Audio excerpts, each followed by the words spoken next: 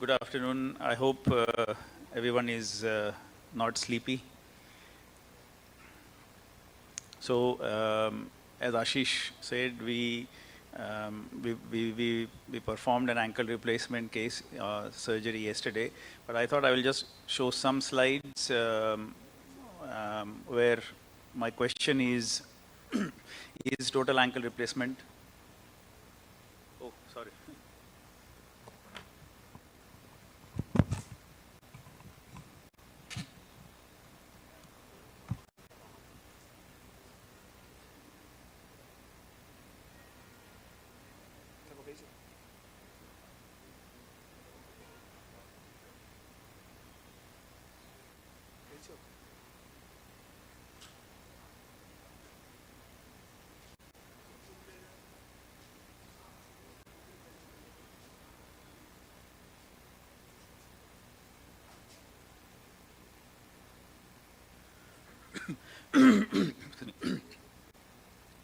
Is total ankle replacement a step forward?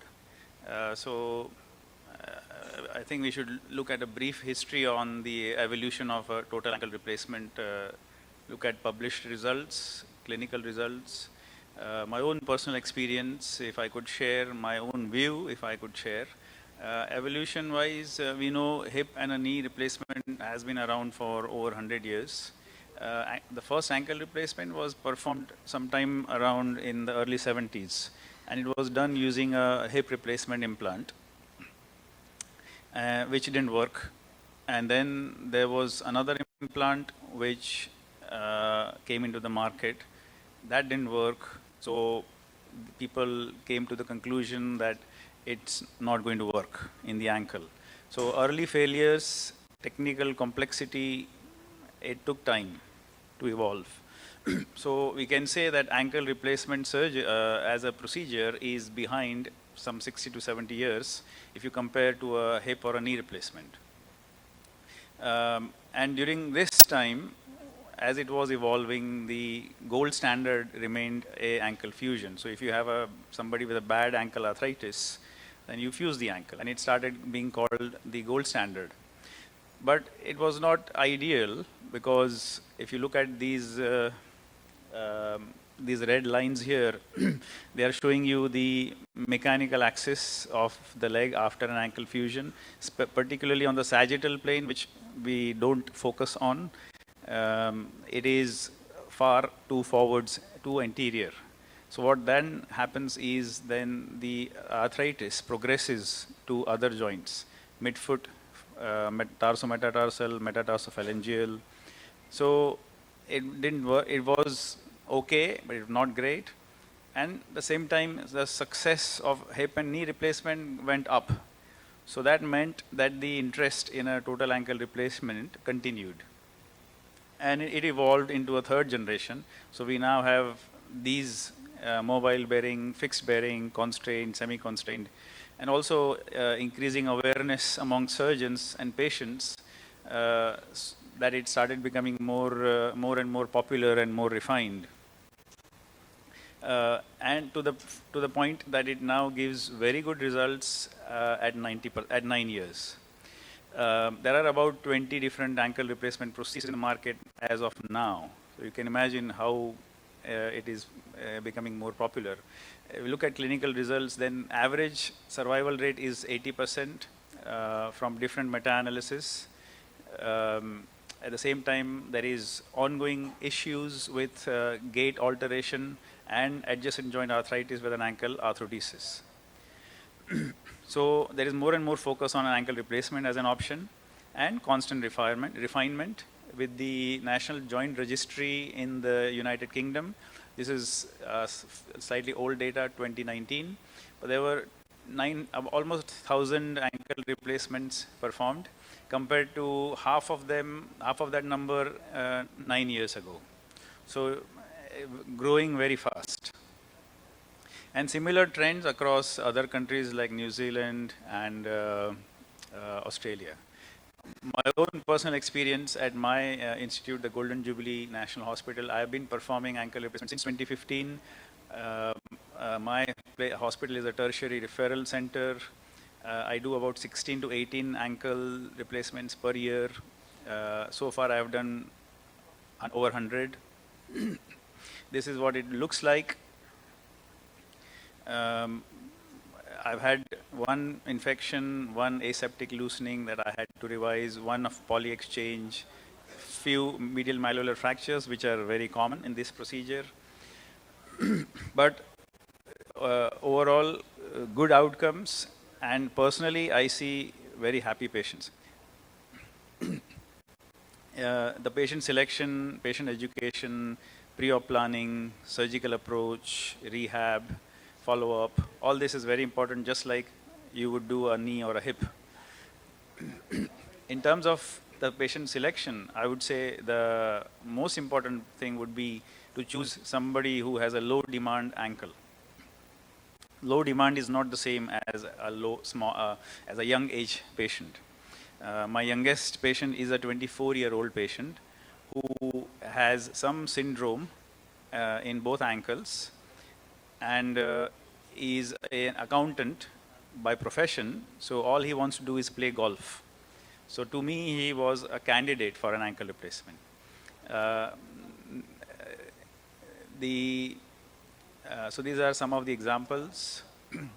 And what happens with so my initial when I was halfway through the curve, I would say learning curve, then I would select my patients with low demand, and gradually my learning curve, I went over my learning curve, then the indications also started expanding. So unless there is a severe deformity, I would always prefer to do an ankle replacement. In this case here, we are seeing somebody with a arthritic ankle in a flat foot. Excuse me. Hello. Sorry, you're disturbing us.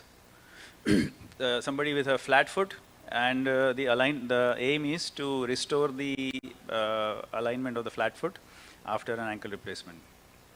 Here somebody with arthritis around the navicular joint and the subtalar joint, so that person needs triple fusion or double fusion in this case, along with an ankle replacement. Patient education, very important. So interestingly, the patient we did yesterday, I went to see him this morning, and he says that he is numb in his toes. And this is the reason why he's numb in his toes, because when you make the surgical approach, you invariably stretch the superficial peroneal nerve, and that is why it is important to tell the patient in advance that you will have numbness for a very long time. Swelling, like a knee replacement, they will have on and off for almost a year. Patient will be it should be non-weight bearing actually, not partial. So they'll non-weight bearing for 2 weeks. They can drive after 6 weeks and play golf, swimming, etc. after 3 months. So it is a pretty quick recovery if you compare with an ankle fusion.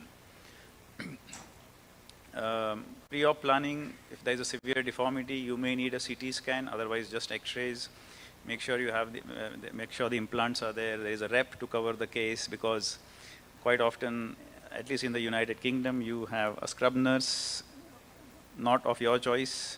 So it is better to have a rep who will guide. Surgical approach is anterior. It's according to the textbook, you go between the tibialis anterior and the EHL, but I prefer to go through the EHL as opposed to between the two. That's because I want to keep the tib and sheath intact. And have a backup for medial malleolar fracture fixation, as we learned yesterday, or if you have to repair a ligament. Rehab, non-weight bearing for 2 weeks, partial weight bearing from 2 to 6, full weight bearing after 6, hobbies after 12 weeks, 3 months, and follow up at 3 months, 1 year. So, for ankle arthritis, either primary or secondary, ankle replacement is my default option. Restoring alignment is the key, and I would do a fusion only if I can't do a ankle replacement in something like this, severe valgus. So, the question that I had asked myself, in properly selected cases, it is the step forward for me. Thank you. So, I'm now going to show the video of the case.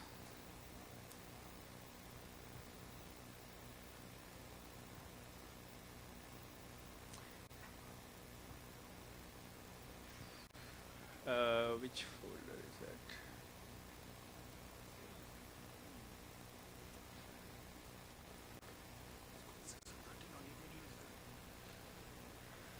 Oh, okay,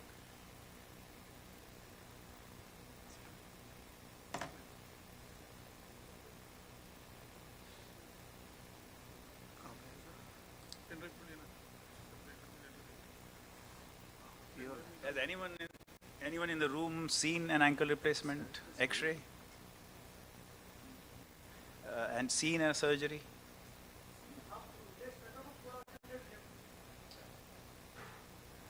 They are in India. Okay. Does anybody here think of an ankle replacement when they see a patient?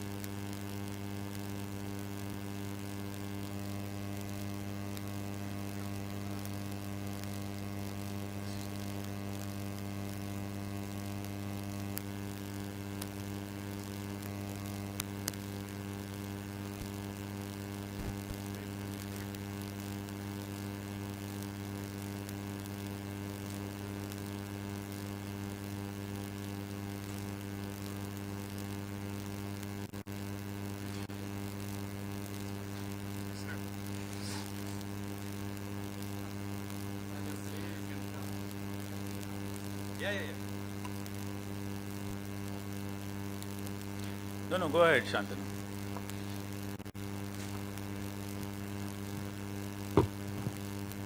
So the very basic question always remains. The video is running. We'll talk later. No, it's okay. I'll pause it. Okay. So the basic question remains: world over, the discussion, any foot and ankle meet TR versus ankle fusion, and there will be more votary for ankle fusion than TR at the moment. Probably one of the reasons may be what you said, that since not many TR has been done, so people are sticking with the age-old procedure, and that's why they think that is superior.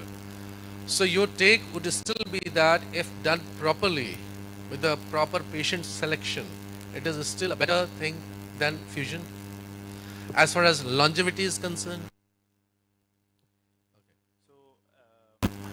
I see ankle replacement as uh, I, you can see an ankle replacement as a two-stage fusion.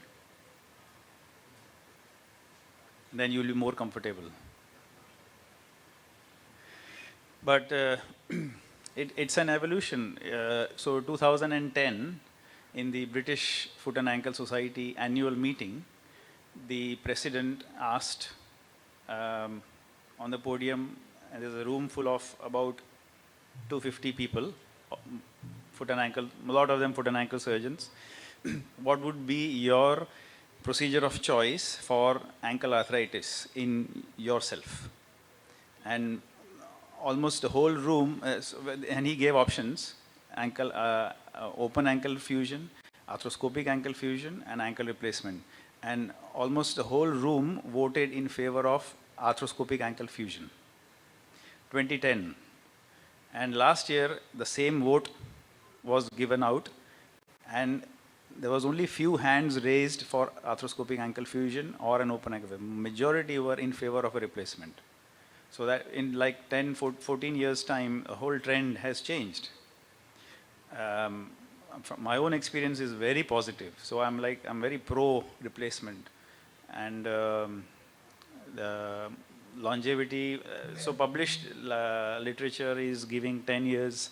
Now it's 10 years, 90%, which is not far off from a knee replacement,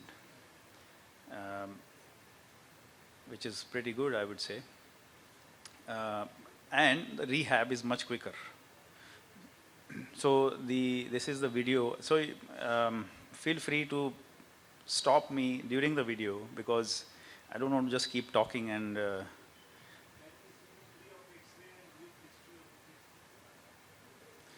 so we have a separate, we made a separate PowerPoint for it, but I can tell you briefly about it because this video is going to take time to play and I want to stick to the time.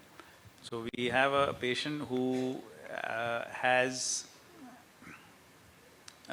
is worked for the CRPF and is in his 40s and he is waiting to move to a desk job because of left ankle pain that is getting progressively worse. He has been told by several orthopedic surgeons that he has ankle arthritis and he needs a fusion. And I don't know where he got the idea that he should not have a fusion, but he should have a replacement. So he actually went to several hospitals and came here eventually and asking for a replacement.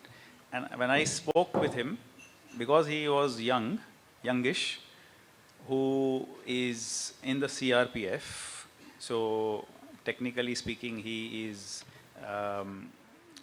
he is not sedentary. I tried to talk him out of a replacement idea, but he won't take it. He's very keen on a fusion, on a replacement, and then whatever I asked of him, he said yes. So will you stop running? He says yes. Will you reduce your duty on your feet? He said yes. So he's prepared to. He's been drinking a lot of alcohol to get over the depression that he's having from his ankle pain. So that's the case we are talking about.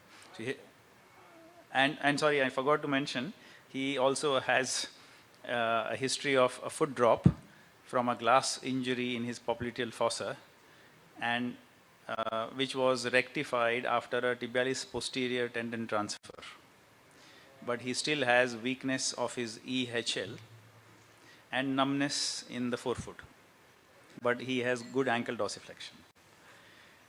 So the challenge here was that the tendon transfer was going across the ankle joint. And I was thinking like, what am I going to do with the tibialis posterior that I see crossing across the ankle joint, which I have to divide. So that here I'm marking the incision. So I'll just play the video. And in fact, it is on the same scar that he has from before. I know if you can appreciate, there's a scar there. So it is an anterior approach. And on the distal end, the landmark is the talonavicular joint. So at some point so about 10 centimeters above the ankle joint, 5 centimeters below, going through the skin, and then you get these superficial veins crossing over. That is always a good idea to spend time and coagulate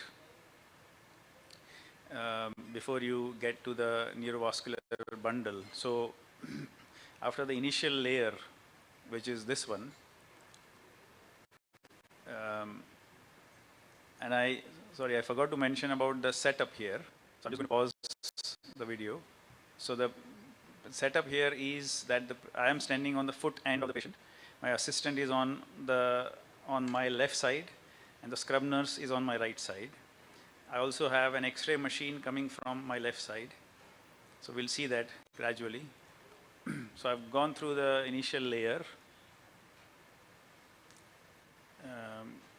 done the coagulation. This is a standard anterior approach or dorsomedial approach that if you are doing ankle surgery, then this is something you would be using a lot. If you're doing an open ankle fusion, you'll be using the same approach. And here I'm making a small nick in the EHL tendon, which in his case, because it was dead, it was slightly hard to identify. But once I know that I'm on the EHL sheath, then I divide the EHL sheath all the way up and all the way down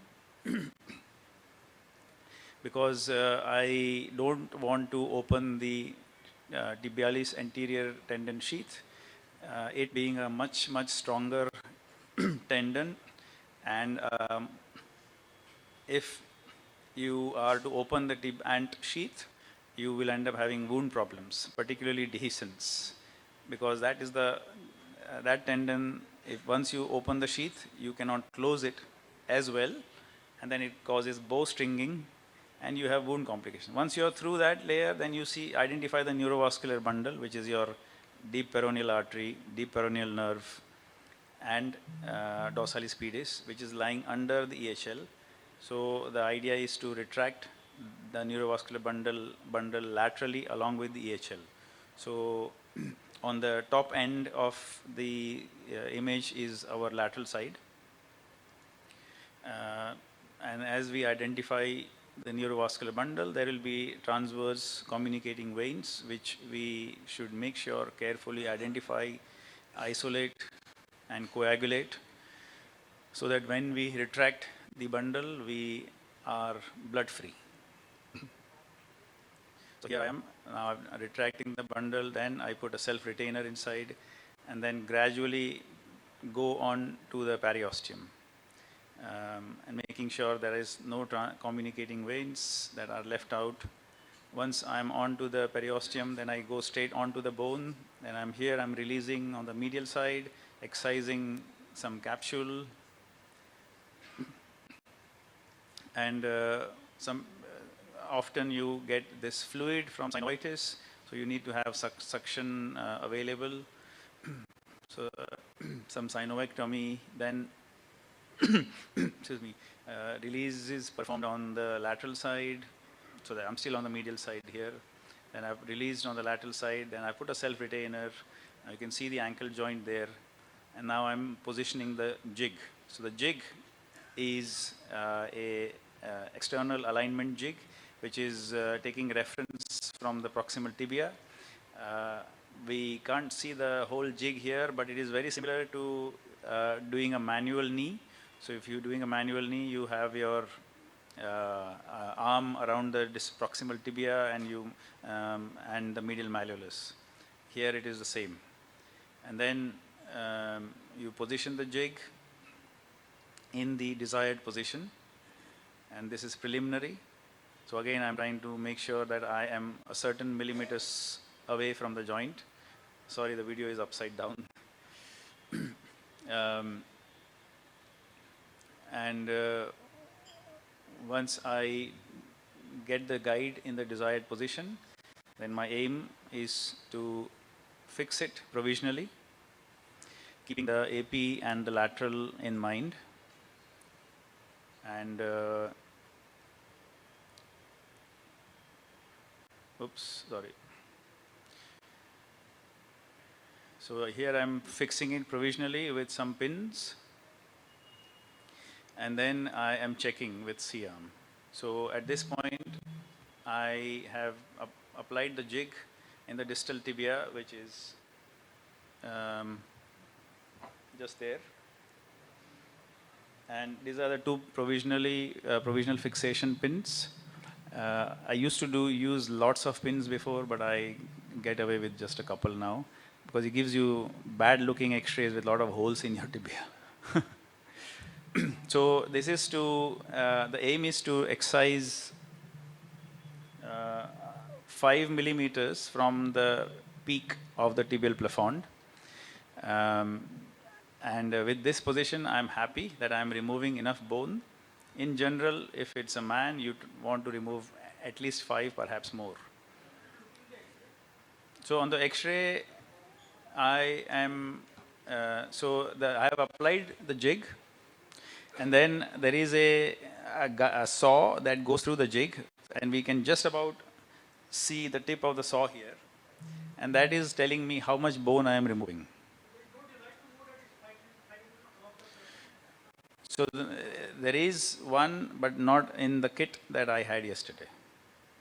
So it's like an angel wing with markings that will show you how much you are removing.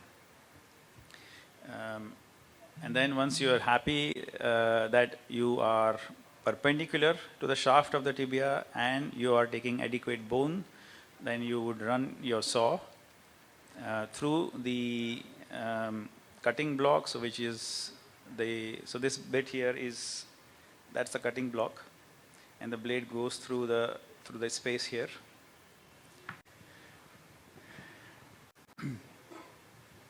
And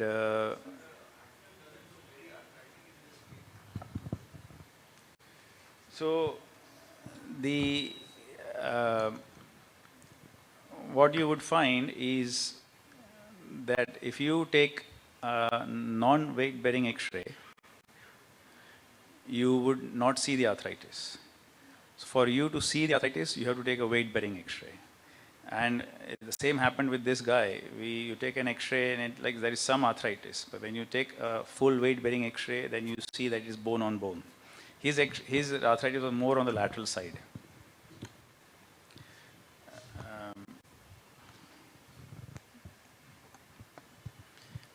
So then we go through with the saw.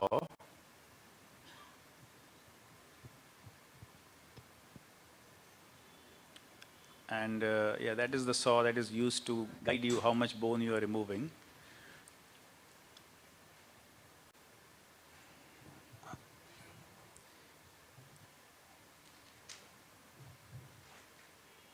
And once you are happy with that, then you make sure all your jig parts are tightened so they don't move. Then you run your saw blade.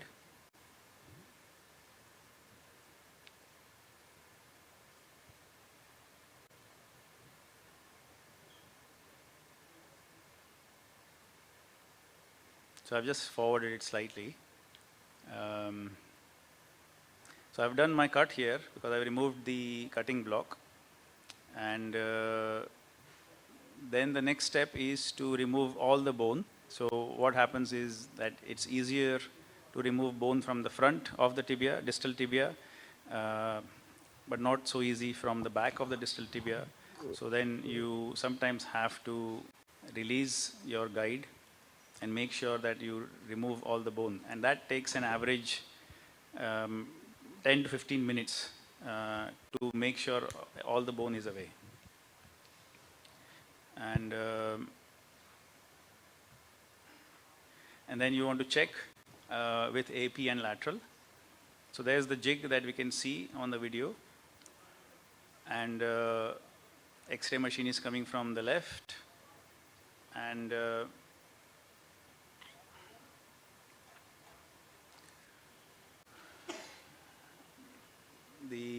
so here that's me just checking the position. So I'm happy with the lateral cut. I want to make sure my AP cut is also okay. So there's the AP cut. We can see on the screen there where I want to make sure that my cut is going to be in line with the talus, particularly on the medial side. It needs to be aligned with the medial talar surface. So that's the bit I'm talking about here. And once you are happy with that, then you proceed with your cuts.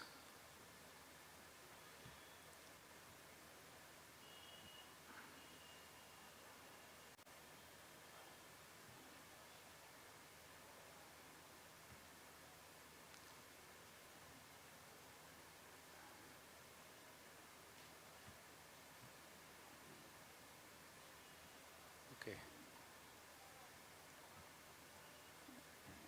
That looks different from the video that I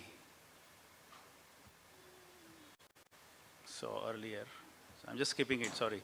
So I've done the tibial cut, then I'm removing all the bone, and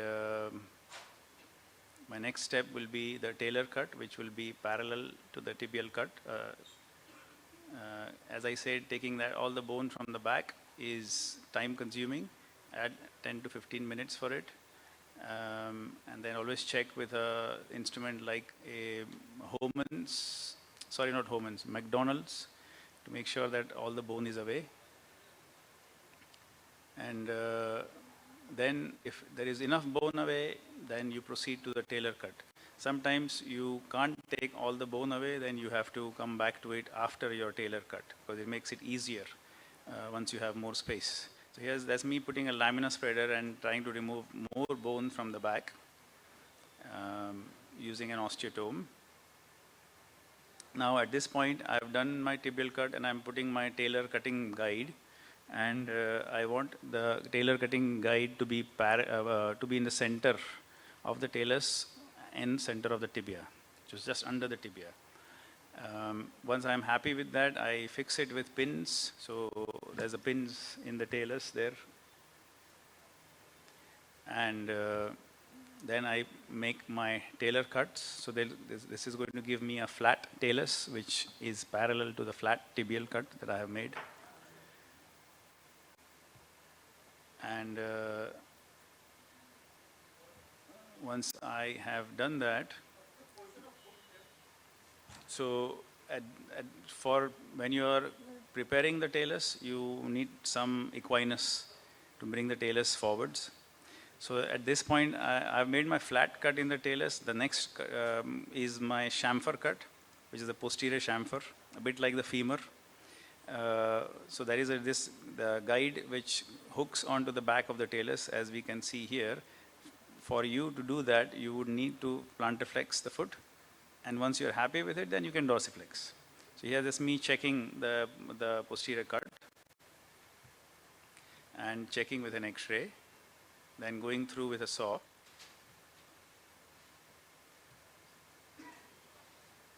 So there's a saw going in, and wow,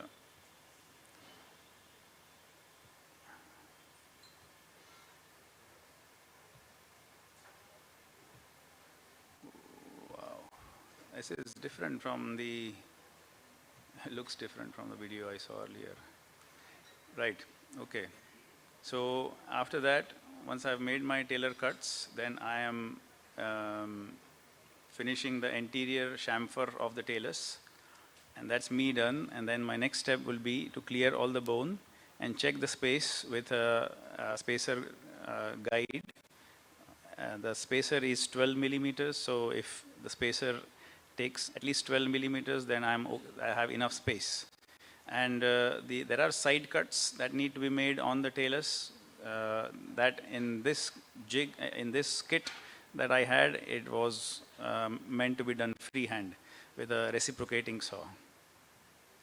The one I'm used to is done through a jig. It's more controlled. And then you do a trial of the talus and you check with an X-ray. Once you're happy with the position,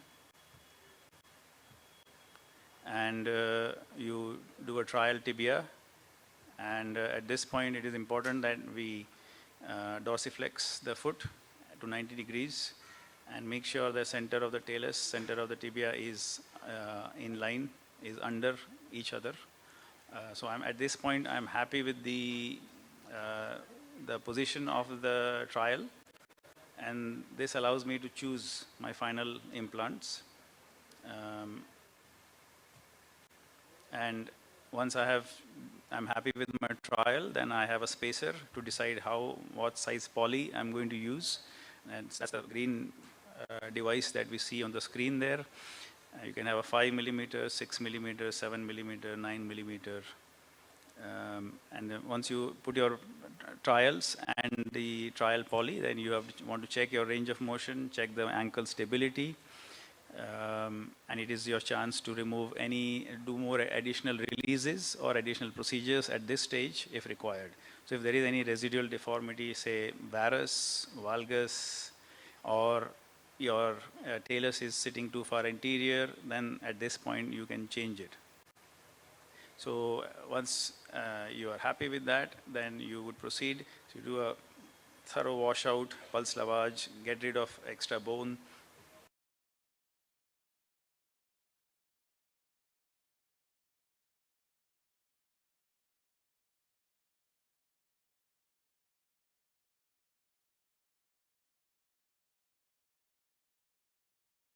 The tibia, depending on the patient's anatomy, you could end up with a very thin medial malleolus. So in this case, I decided to put a provisional wire which allows me to protect the medial malleolus as I'm impacting the implants. And that, that kind of protects the malleolus. Then, so that's the AP view. There's a wire there. And in this case, so this distance here from the medial tibial cut to the medial surface of the tibia should be 13 millimeters according to the technical specification. In this case, I didn't measure it, but I thought it was quite narrow and I should hold it provisionally. So I decided to, so I used the wire thinking that I may be putting a screw in. And once my implants were inside, I put a screw over it.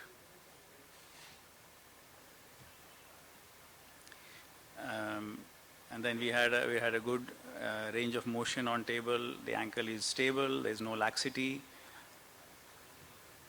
And I had slight problems in getting the screw of the medial malleolus fixing onto the bone, so I ended up drilling it a bit too much, so it kind of went inside. That's okay. So this is the final picture, and that's it.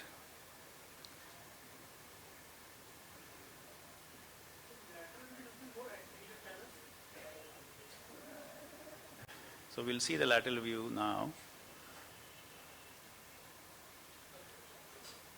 So you have to dorsiflex the foot before you know the position of your talus. And there's the lateral view. And the center of the talus sitting under the center of the tibia. And that is what you want.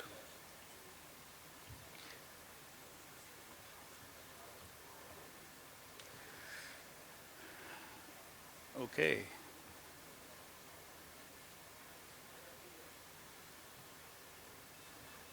So that's it.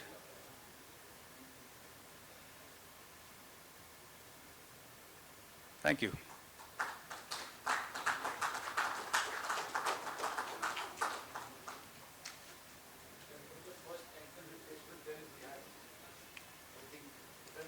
That was the first ankle replacement done in Bihar, and we all should be proud. Actually, we tried to mobilize things, and I'm very happy. Thank you, sir, for coming all the way. Applause to sir. So, I mean, we can have discussions, I mean, on the floor later, if that's fine. We should take an applause after 1 year. Thank you, sir. Thank you, sir. Sir, now may I advise Kalyan to take over from here? Dr. Kalyan.